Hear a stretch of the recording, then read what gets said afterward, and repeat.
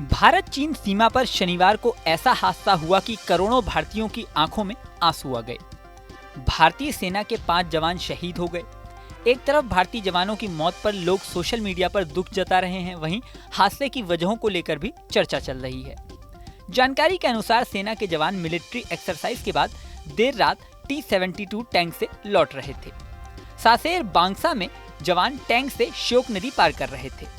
बारिश की वजह से पानी का लेवल अचानक बढ़ गया। रात होने के चलते जवानों को इसके बारे में पता नहीं चल सका। पानी का लेवल अचानक बढ़ जाने से जवान खुद को संभाल नहीं पाए और हादसे का शिकार हो गए। यहाँ ये बात भी महत्वपूर्ण है कि T-72 टैंक में 3 लोगों के बैठने की क्षमता होती है। इस टैंक पर कमांडर, गनर और ड्राइवर होता है, लेकिन प्रैक्टिस के दौरान इस टैंक में 5 जवान सवार थे। ये टैंक 16.4 फीट गहरी नदियों को पार करने की क्षमता रखता है। अगर टैंक का इंजन पानी के भीतर बंद हो जाता है तो इसे 6 सेकंड के भीतर फिर से चालू करना होता है।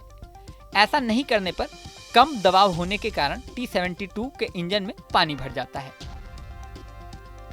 सेना के एक बयान में जनसंपर्क अधिकारी यानी PRO ने बताया है कि 28 जून 2024 की रात करीब 1 बजे सैन्य प्रशिक्षण अभ्यास के बाद पूर्वी लद्दाख के सासेर बांग्सा के पास श्योक नदी में अचानक जलस्तर बढ़ गया।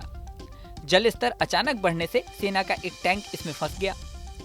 बचाव दल घटना स्थल पर पहुंचा, लेकिन तेज बहाव और अधिक जलस्तर के कारण बचाव अभियान सफल नहीं हो सका। टैंक के चालक दल के सदस्यों की जान चली गई। भारतीय सेना पूर्वी लद्दाख में अभियानगत तैयारी के दौरान 5 जवानों के मौत की घटना पर खेद व्यक्त करती है। बचाव अभियान फिलहाल जारी है। वहीं इस हादसे के बाद रक्षा मंत्री राजनाथ सिंह ने एक्स पोस्ट में लिखा है कि लद्दाख में एक नदी के पार करते समय टैंक ले जाते समय दुर्भाग्यपूर्ण दुर्घटना में हमारे 5 बहादुर भारतीय सेना के जवानों की जान जाने पर गहरा दुख हुआ।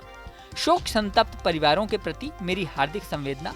दुख की इस घड़ी में राष्ट्र उनके साथ मजबूती के साथ खड़ा है। वहीं हादसे के बाद T-72 टैंक को लेकर भी चर्चा चल रही है। मीडिया रिपोर्ट्स में दावा किया गया है कि भारतीय सेना काफी समय से इस टैंक को हटाने की तैयारी कर रही है। एक रिपोर्ट के मुताबिक इंडियन आर्मी साल 2030 तक T-72 टैंक को रिटायर करने की योजना बना रही है। आर्मी इसी साल 57,000 करोड़ रुपए की लागत वाले एक प्रोजेक्ट के लिए रिक्वेस्ट फॉर प्रपोजल इशू करने की तैयारी में है। इस प्रोजेक्ट के तहत भविष्य की जरूरतों को ध्यान में रखते हुए कॉम्बैक्ट व्हीकल तैयार किए जाएंगे। हालांकि T-72 टैंक 70 के दशक से भारतीय सेना का साथी रहा है। इसे भारतीय सेना का महाबली भी कहा जाता है। ये टैंक भारत ने रूस से खरीदे थे। सोवियत रूस ने 1960 के दशक में बेहद अत्याधुनिक टैंक विकसित किए थे। ये टैंक थे T-72। रूसी सेना ने तमाम मोर्चों पर इसका इस्तेमाल किया था। 1962 में चीन से लड़ाई के बाद भारतीय सेना को आधुनिक हथियारों से लैस करने की योजना बनी।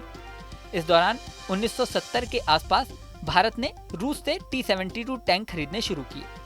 यूरोप के बाहर भारत की ये पहली टैंक रक्षा खरीद थी। तब से T-72 टैंक भारतीय सेना इस्तेमाल कर रही है। इस वीडियो में फिलहाल इतना ही।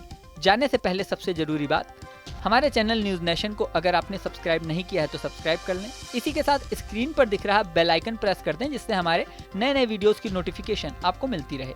मिलते हैं नेक्स्ट वीडियो में। बने रहें न्यूज नेशन के साथ।